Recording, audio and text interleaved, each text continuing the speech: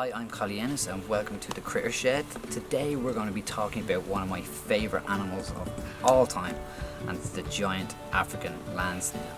These are fantastic, exotic looking creatures. These guys are from Africa, mainly around East Africa.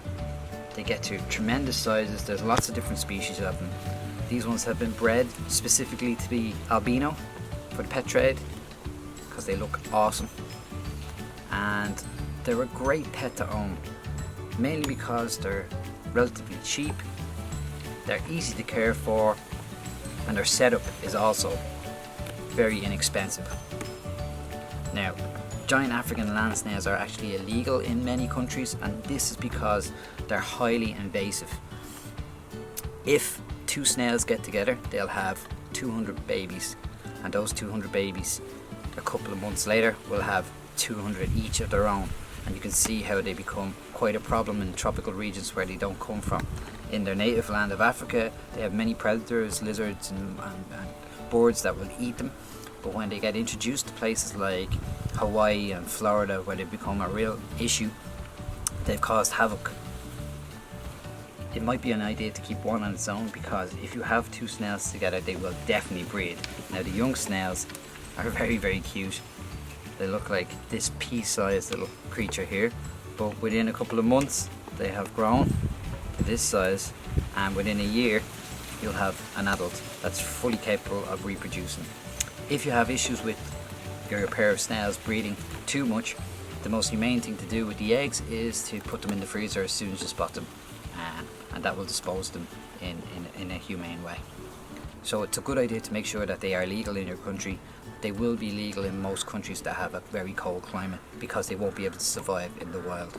For heat, they need a heat mat, and what I tend to do is attach it to the back or the side of the tank. This stops the snail from burrowing down onto the heat mat and burning itself, which can be quite dangerous and even fatal for the animal.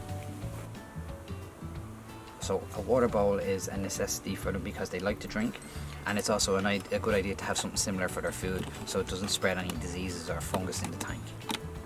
So your setup for giant African land snails is pretty basic.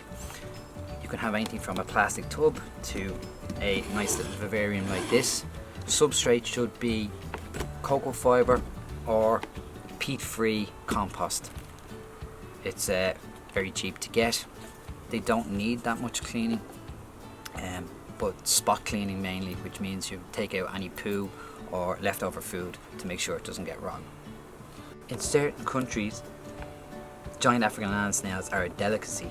That's why they've been introduced all over the world, because people like to bring them along so they can breed them and eat them. In other countries, people are using them for beauty treatments, where they'll get a sugary paste put on their face, and the snails will be placed on their face to eat the paste off. Their mucus has great healing properties and is used in a lot of facial creams and cleansers. It's a very odd way to keep yourself beautiful. So, the giant African land snail, it's a fantastic pet if you're starting off keeping exotic pets. Very hardy, very easy to care for, and inexpensive.